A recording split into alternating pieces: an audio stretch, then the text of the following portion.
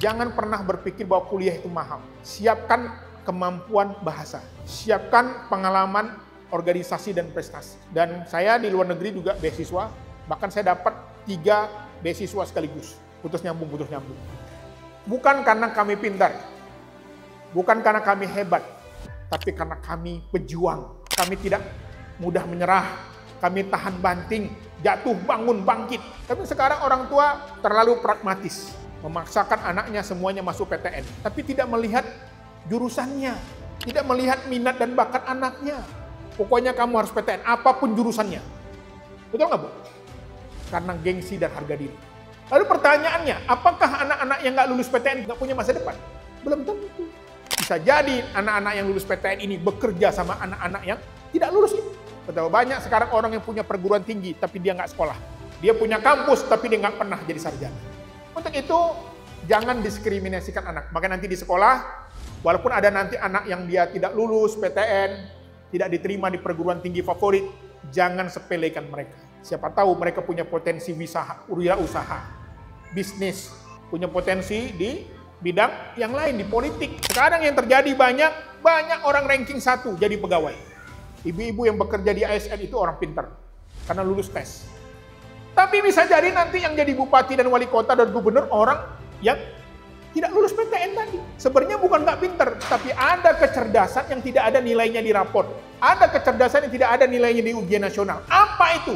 Berani, pantang menyerah, rela berkorban, mudah berkomunikasi, pandai membawakan diri, tahan banting. Itu yang membuat mereka sukses. Kalau ada orang sukses bukan berarti karena dia sekolahnya bodoh, tapi karena potensinya tidak dilirik sebagai kecerdasan. Berapa banyak orang sukses itu bukan karena dia pintar, tapi karena dia punya kawan yang luas, pergaulannya luas, di mana-mana orang kenal sama dia. Akhirnya dia bisnis, tiap orang yang jual rumah melalui dia. Kaya raya dia. Ada info bisnis nih, yang di sana perlu pupuk sekian, oh siap, dia jadi distributor. Jadi hari ini saya ingin mengatakan bahwa semua anak itu hebat. Tapi catatan saya di era digital, anak-anak ini lemah secara mental. Kenapa? Karena mereka terlalu dilindungi, dimanjakan dengan berbagai fasilitas. Akhirnya dia tumbuh menjadi fisiknya ganteng, putih, tinggi, cantik, tapi mentalnya culun dan cupu. Gak berani mengambil risiko, main aman aja. Nah, itu ciri-ciri karyawan. Padahal Indonesia sekarang krisis leadership. Kita perlu pemimpin. Kita suka ngeluh kenapa presiden begini, kenapa wakil presiden begini, kenapa menteri begini, kenapa gubernur begini, kenapa bupatinya begini, kenapa wali kotanya begini, kenapa anggota DPR begini. Kenapa tidak Ibu siapkan dari rumah calon-calon pemimpin itu di masa depan. Dengan cara apa? Tangguh, kuat, tahan banting, pantang menyerah. Dan tahan banting dan pantang menyerah ini nggak bisa dengan ceramah. Mereka harus dengan pengalaman. Dari mana? Pengalaman organisasi. Pramuka. Pramuka kan camping kan. Bapak Ibu ingat pernah pramuka kan? Ini wajah-wajah penggerak semua dulu nih. Ditakut-takuti tengah malam, jurit malam, berorganisasi konflik. Tapi di situ membuat mereka matang. Termasuk naik gunung, camping di hutan.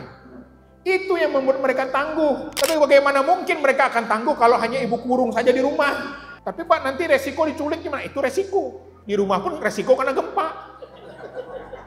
Soal mati mah di mana aja. Saya berangkat kuliah ke Malaysia nggak punya uang. Sampai sana kerja di restoran jadi pelayan. Siti Nurhaliza nyanyi, "Cindailah ma," saya nuangin air. Pidato Mahathir Muhammad saya bawain gelas. Tapi di pojok hotel itu saya menangis, "Ya Allah, aku harus sukses. Aku harus bisa seperti mereka." Itu membuat saya sukses. Kenapa? Karena saya tidak gengsi, tidak malu. Tahan banting. Semua pekerjaan saya lakukan di Malaysia. Saya tinggal 7 tahun di Malaysia. Peluang banyak, beasiswa banyak. Saya dapat kursus 5 kali, nggak pernah bayar saya. Teman saya bilang, "Bal, gue baru aja ikut di National University of Singapore. Programnya 3 bulan, digaji 3 bulan. Saya daftar. Pertama daftar, dimarahin sama pembimbing saya. "Bahasa Inggris kamu pas-pasan banget," katanya. Ya saya bilang, "Kok bahasa Inggris saya biasa aja. Soalnya kalau bahasa Inggris saya bagus, saya jadi guru privat."